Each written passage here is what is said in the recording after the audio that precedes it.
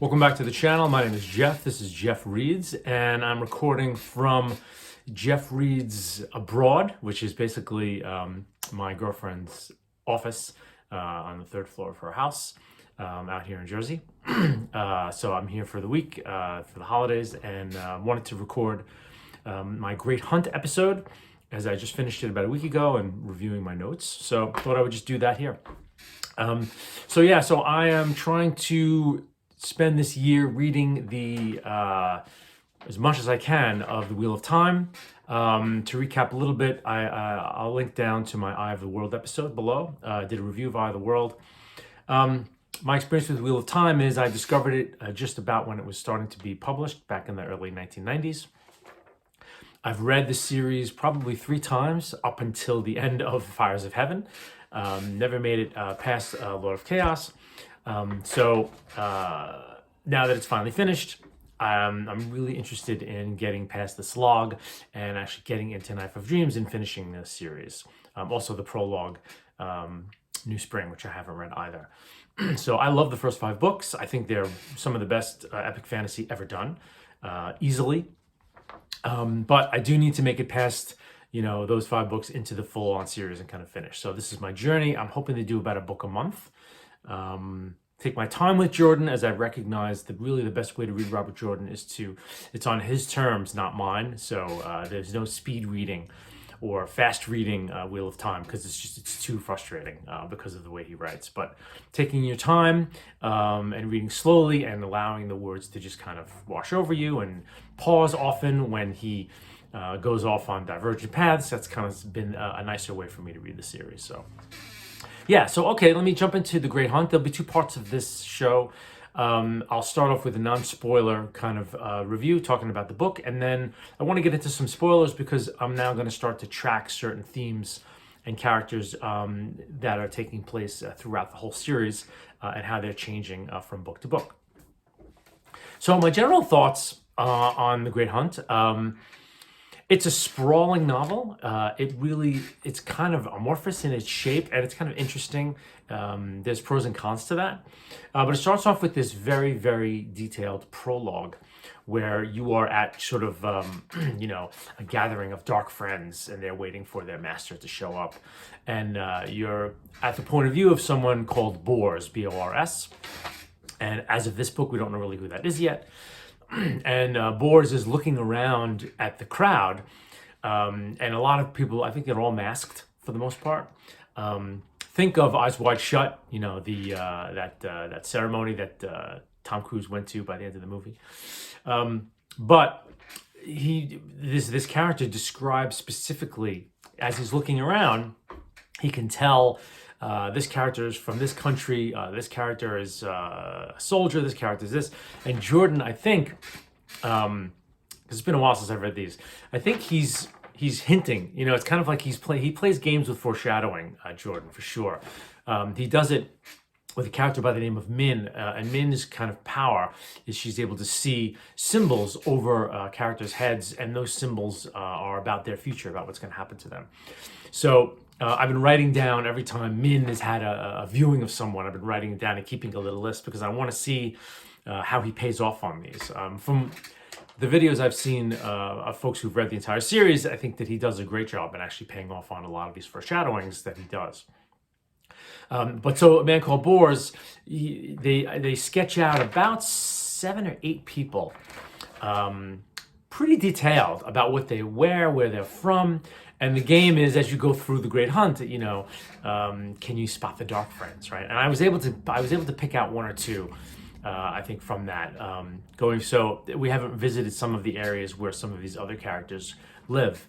But I have a little list now that of the descriptions, and it'll be kind of fun as I go forward and start The Dragon Reborn and subsequent novels to refer back to these descriptions to see, oh wait, I think that's a dark friend that was referenced in A Great Hunt. And I think that's kind of how he set it up. So that's a lot of fun, actually.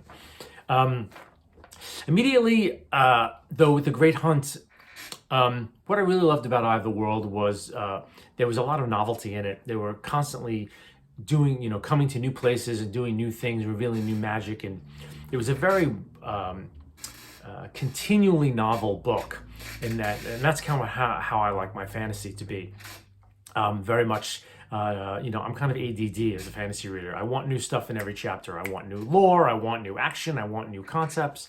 I want character motivations. I want good prose. And Eye of the World was great for that. Great Hunt is a little lesser. You're spending a lot of time. The book takes a long time to get off its butt and get going. It spends a lot of time in the very last town where it was left in Eye of the World. It's 150 pages of setup before we actually get out of that Fal Dara, which is the town where we ended up, and finally get onto the Great Hunt and into the main action of the novel. So there's 150 pages of like a 700-800 page novel right there. So it takes a while to get going, and it starts to suffer from what Jordan will do in future books. Is he will recap a lot. So characters will have conversations about concepts in the book that were introduced in previous novels. And I guess Jordan and Harriet McDougal were like, well, if somebody's picking up this novel, not having read the previous volumes, then maybe we should put in a few things to catch folks up who haven't, read the earlier books. So you do get a lot of kind of recapping. In some of the earlier conversations, concepts and histories about things you already know of, which is like, okay. So it takes a while. It takes a while to get going. But then it sprawls. This is a very sprawling novel. It's very amorphous in its shape. Again, it takes a long time to get going, and then the majority of the book is kind of a weird sprawl, and then it ends very quickly. The denouement and the ending of the book very fast. So it's fascinating to me because this, again, the pros and cons of a sprawling novel is when you have a sprawling novel, obviously the cons, to my mind, Stephen King's sprawl, I don't like. Because when Stephen King sprawls, I don't get a sense that a world is being created. Because most of the time in his books, it's the world that's being created we know of very well. He sets his books in kind of a mundane setting, either whether it's 1983 or today, it's the real world. So when his books sprawl, to me, they're just boring. It's not a lot of character development. It's just a lot of incident and a lot of just stuff that really bores me, which is why I haven't read a lot of him and read less of him as I get older.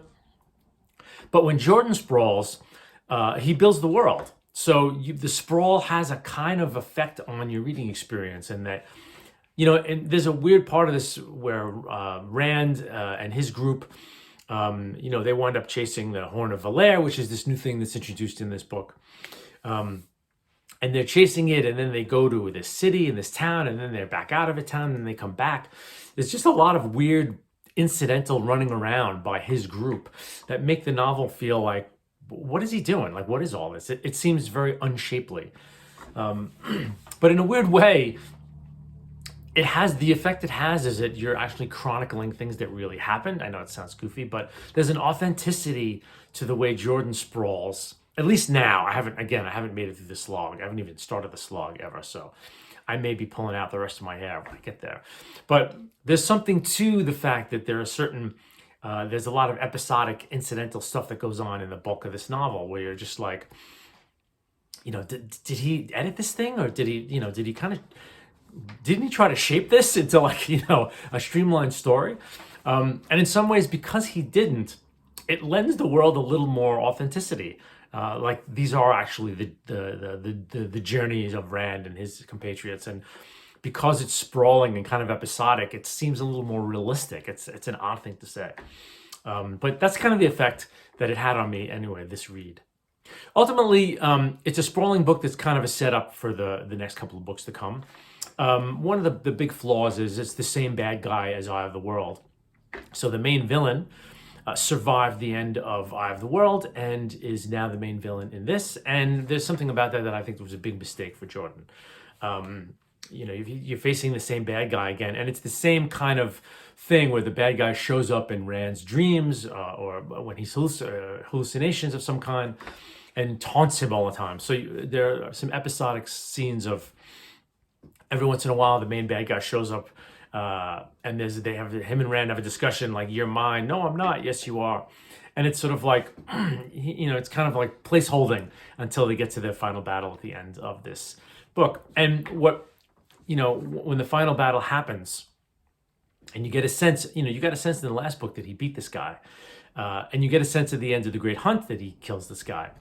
But the fact that he's now has come back from the last book undercuts the pleasure of the finale of this book when he's going up against the villain. You're just like, okay, well, and I know what happens later on in the book with a lot of villains that get killed. Jordan brings him back, unfortunately, so it does kind of undercut some of this stuff. But I have to say, the same things that I enjoyed with Eye of the World, I enjoyed with The Great Hunt. The prose is wonderful. Jordan has a wonderful, relaxed, stately writing style that really lends itself to just, it's very solid. He's a very good writer. So his kind of excesses, to me, are palatable because he writes really well. So I don't mind. And because I'm really reading him slow, and when I feel like, I want to push forward and get into more of the story, and he's taking me onto a side route, now I put the book aside and I go read something else for a while until I've calmed down, and then I'll come back and pick up Jordan again. But yeah, so overall, not as good as Eye of the World, but a solid novel. And when I get into the spoiler part of this, he introduces so much into this book. Again, this really is, there's Eye of the World, and then there's sort of like The Great Hunt is kind of the prologue for the next 4 books in a weird way, how it's kind of shaped. But yeah, so now I'm going to talk about spoilers. I'm going to be talking about characters and their journeys, and I'm also going to be talking about all of the new things that we did discover in The Great Hunt. So if you haven't read it, and you don't want to have things spoiled for this story, which you really shouldn't, I would not watch the rest of this video until you've read The Great Hunt. So, okay, so now we're in spoiler territory. I want to talk first a little bit about what's new in The Great Hunt, in the Wheel of Time world, and then I want to talk a little bit about the journey of the characters, what I liked, kind of how I saw the character journeys in this book. So some new things we're getting now in The Great Hunt. The Horn of Valere is a new device, a new magic device. This horn calls back heroes from the dead, in a weird way. It's almost as if the Horn of Valere existed in Greek mythology and you blew it today, Zeus and Poseidon and all these other gods would rise from the dead with Achilles and Agamemnon, and they would fight for you as long as, I guess, they could or you wanted them to. So this horn brings back sort of all these mythological figures in this world. And it's cool. It's a cool device. It's just kind of what the book is circled around, is the hunt for this thing. It gets stolen early in the book. And these are our friends have to kind of chase after the thieves and get it back. So that's new. There's a new magic system, the stone pillars, that our hero Rand, first of all, inadvertently uses, because he used they need the one power to work. So I think Rand in his dreams one night channels, and he takes himself and a couple of other folks to an alternate universe of this fantasy world, which is kind of a neat new thing. And obviously it also works in a similar way that the territories worked in Stephen King and Peter Straub's The Talisman, in that distances can be truncated, I think. So I don't know if they do that later on in the book, but I think that if you travel a certain distance in some of these parallel worlds, you go farther than if you would to travel the distance in the world of the novel, the main world of the novel. So that's new. We get a hint of the dream world, which is going to come into play later on in the novels, which is another great piece of magic that works. The dream worlds that characters are able to communicate in. It's kind of lucid dreaming in this Teleron Riad, I think it's called. So that's introduced. We see Aes Sedai in battle. Actually, they are using the one power in battle with this new group, the Seanchan, which I'll get into very shortly. So that's new. And the wonderful thing that I really love is the 3 arches that the Aes Sedai novices have to pass through to become accepted. It was a wonderful, wonderful chapter. And Jordan does that again when Rand has to go through it out in the waste. Wonderful chapter when Nynaeve goes through it, because Nynaeve is a little older and a little more powerful. So they come to the White Tower in this book. Egwene, Elaine, and Nynaeve come to the White Tower. And so Elaine and Egwene are a little young and a little less powerful, so they're going to be novices. but Nynaeve is going to be raised to Accepted, which is kind of the mid-level Aes Sedai. The journey she goes through, she has to walk through 3 arches and experience, the things in those arches. And wonderful chapter. I mean, it's my favorite chapter in this whole book is her journey through that, and how she comes to be now raised as an Accepted. That was terrific. So I really love that idea about having to pass through these trials as a magic system. So that was awesome. And the steadings are kind of introduced as well, kind of like Randland's Lothlorien, as it were, the Ogier steadings. Those are neat. But the two big introductions here. Number one, we get more of the Aiel. So we meet an Aiel warrior, and one thing about Jordan, which is wonderful, is that when you meet other cultures, he's done such deep background on them that their cultural norms are so different from the main groups that we've been following in the book. So the Aiel, this Aiel warrior with the spears and the dance of the spears and the way they are towards our heroes, and there's just you already get a sense of such a deep, different culture of this group that's that we're going to meet much more later on in the following novels. But even just a small taste of this one character that they meet is amazing. Really just like at the tip of this, wow, what is this other culture? It seems such a rich, they're almost like the Spartans. They're kind of like the Fremen and the Spartans of this world, martial culture. And undiscovered desert power, right? But it's wonderful how you get a sense of so much of the culture from this one interaction with this character. So that was great. And then, of course, the Seanchan. So again, this is part of why, in a sense, this novel sprawls so much, is that you just started this fantasy series. You got the Eye of the World. You're setting up a history and a whole world and a whole set of cultures and a whole set of cities. And then in the second book, you're introducing this whole other invading army from across the ocean with their own set of, it's a whole new culture. So obviously very much based on Asiatic culture, Chinese or Korean or Japanese kind of amalgam. Boxy ships and wearing silk painted fingernails and silk robes. And you get a sense that their swords are kind of katana swords with one side of and the way their hair is done with braids and top knots and that kind of stuff. So very much patterned on Chinese culture, I think. They're great villains. To me, so far in this book, the kind of Dark One and Balsamon and the Forsaken, not really scary villains. And the Trollocs too. Like the Trollocs are kind of like, this world's orcs. Whenever Jordan wants to have a little bit of action, when he's done a plot point and we're kind of done with it, all of a sudden the Trollocs attack out of nowhere. And it's like, oh, it's another Trolloc attack. And all of our heroes usually come out unscathed. They kill Trollocs and so on and so forth. But the Seanchan are really, the Seanchan and the White Cloaks, because we're getting both a lot more in this, but the Seanchan are really, really good villains because they're just implacably ruthless and harsh. And their culture is just so, insanely anti-human.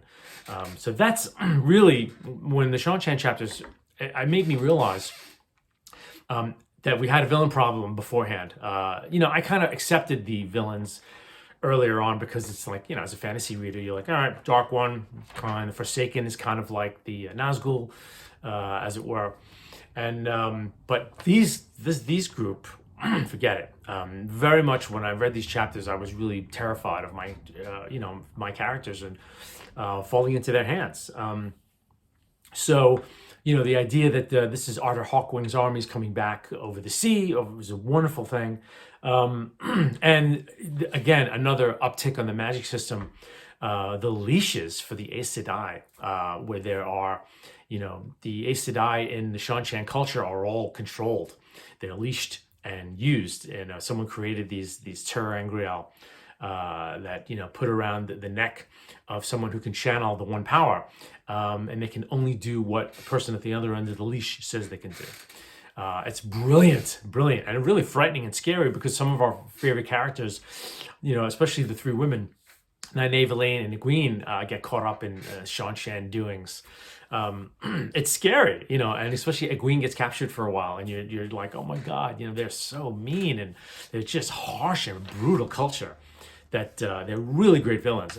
And yet, to me, it was like almost too soon for them. I don't know. It made the world again seem a little more authentic and a little more complex. That they just kind of blended onto the scene, and this whole massive culture. It's going to have a huge effect on the subsequent books as we go. So they were amazing, and the White Cloaks too. A wonderful, hated, much needed too villains. It really a hated villain. I mean, you hate them they're horrible. I like the Seanchan. They're really just self-righteously harsh and pig-headed.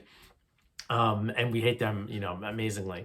Sometimes it's a little too much. He's jacking the White Cloaks as being anti-Perrin. I think they're going to be Perrin's main adversaries going forward, because they're bringing up Perrin's name out of nowhere sometimes. But I think because Jordan is doing that, remember that farm boy that killed 2 of our guys, and they've been through battles, and it's been months and months and months, and it's like, I remember that Perrin, wasn't his name Perrin? It's like, no, I don't think so.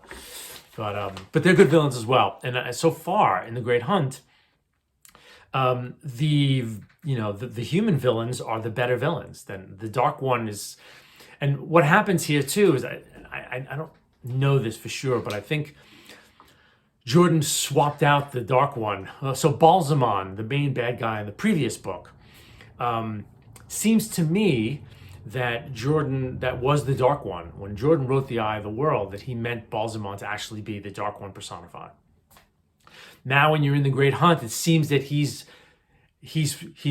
swapped in a Forsaken, and a Forsaken who's kind of impersonating the Dark One and taking the Dark One's name, because there are certain lines in this, like, "Oh, you flatter me, Luz Thurwin," where you're getting a sense that, like, okay, Jordan's kind of changed up.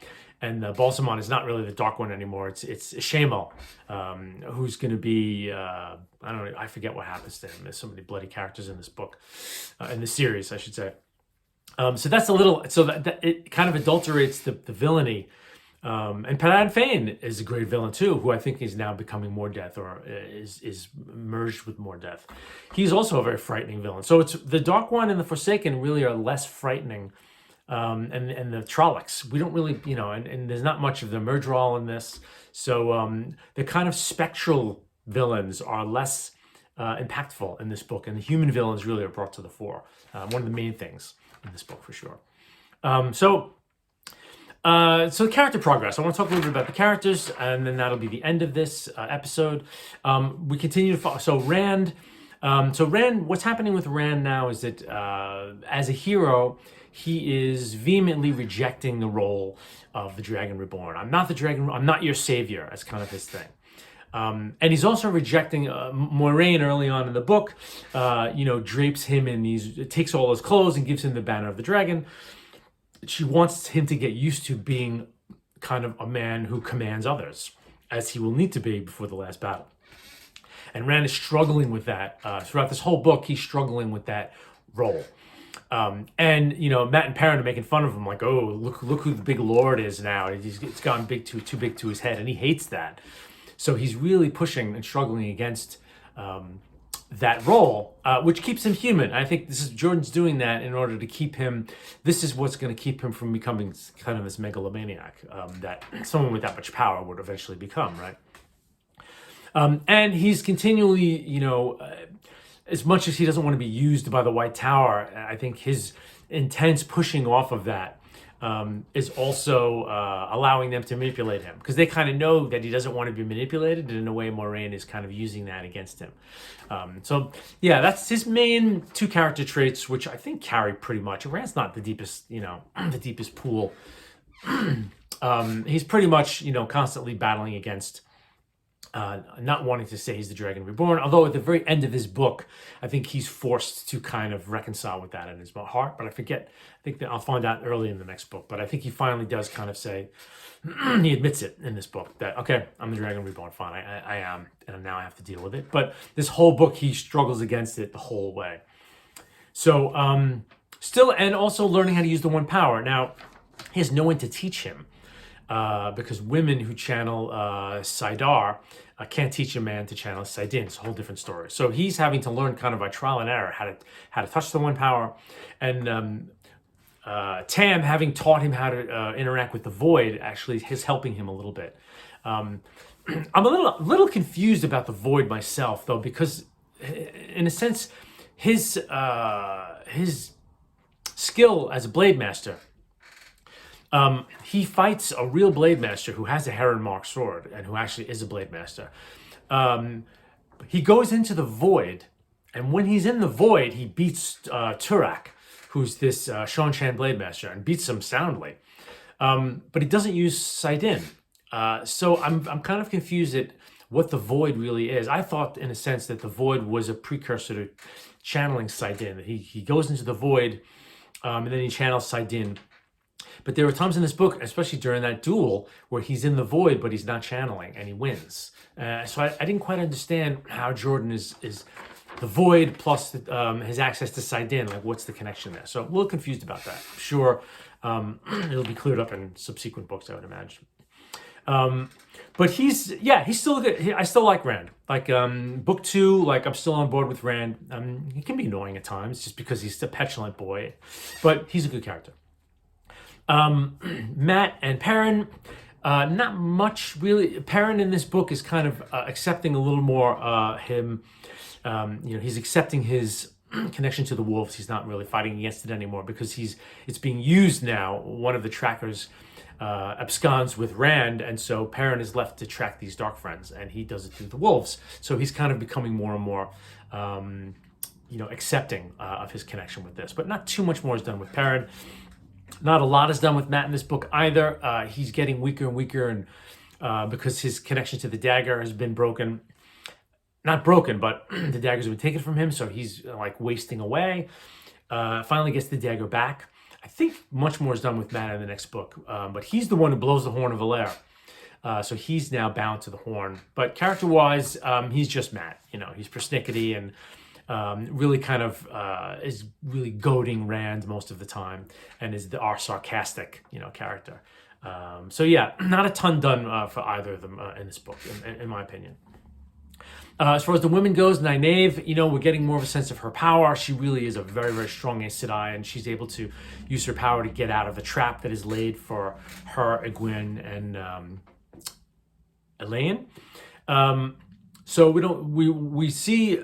In a sense, Nynaeve kind of later in the book, when we're focusing more on the women out on the West Coast, we see how incredibly resourceful she is and fearless, and she really, winds up rescuing Egwene.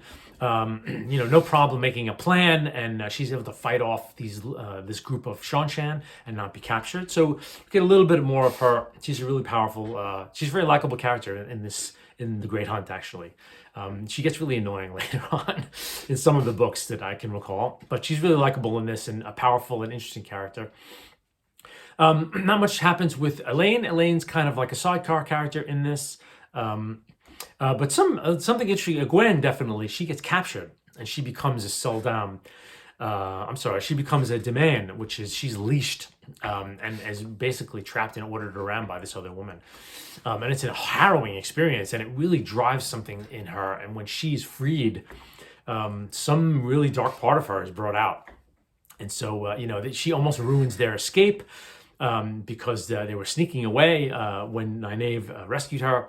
And the minute that she's free of the collar and she sees the Shanshan attacking, she goes nuts and starts throwing fireballs at them. So yeah, it's a nice side of Egwene. We see like a really intense, angry side of Egwene pop out that we hadn't seen before because of her her capture. And she's obviously very sorry about it too, because but it's really a horrible trial being an Aes Sedai and being captured by these Shanshan, and does a number on Egwene. So it's good character movement for her. I liked it. We see very little of Moiraine and Lan there, kind of a little bit at the beginning, a little bit at the end. So really not much there. Lan-Nynaeve romance, a little bit of that in the beginning, where we're seeing Lan is kind of hooked and Moiraine is thinking about, like, well, what am I going to do if he really wants to bond to her? And am I going to let him go or not? So there's a little bit of that. Liandrin, we get she's revealed as Black Ajah. And we hate her anyway. She's a really good villain, actually. She's really intense and very hateable. So she's revealed as Black Ajah straight away. Verin, we spent some time with Verin, who's the other Aes Sedai, who I really like a lot. Verin's kind of this wonderful, very practical, kind of brown, scholarly Aes Sedai, but very unflappable. Veron is. So I kind of really like her a lot. Tom Maryland revealed to be alive still. Getting a little more of Tom, more of a badass, like we see him in action with his knives. He has to deal with a tragic event in his life. Someone that he loves is murdered, because of him. So, a little bit of journey with Tom. So he's come along a little bit. Padan Fain, now what he is changing a lot, and we get a sense that More Death has merged with him and now has become something else. So that's another odd thing. You have the Dark One and the Forsaken, the Trollocs and the Murdral on one hand. Now you've got the Seanchan as the other big baddies, and now you've got the Padan Fain More Death as like not part of any of that on its own. It's really not part of the Dark One's evil. So just like Jordan's just throwing all kinds of spaghetti at the wall. It's the Great Spaghetti Hunt, this novel should be called. And then Bail Dalman, our wonderful sea captain, we get a little bit of him, here and there. But yeah, so those are the main character journeys. So, definitely a transitional book, The Great Hunt, throwing all kinds of new things at you. In terms of setting up for later books.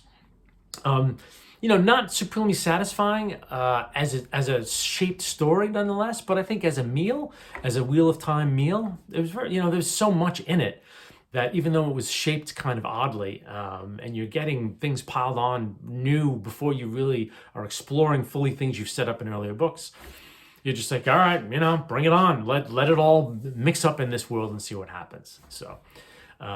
Complexity abounding in The Great Hunt. So anyway, that's all I've got to say about The Great Hunt. I'm hopefully going to continue on with The Dragon Reborn in January and get that read and try to continue to walk through the Wheel of Time in 2023 with an idea on finishing it. If not by the end of the year, then maybe in early 2024 if I am so lucky. Anyway, thanks for watching, and I'll see you next time.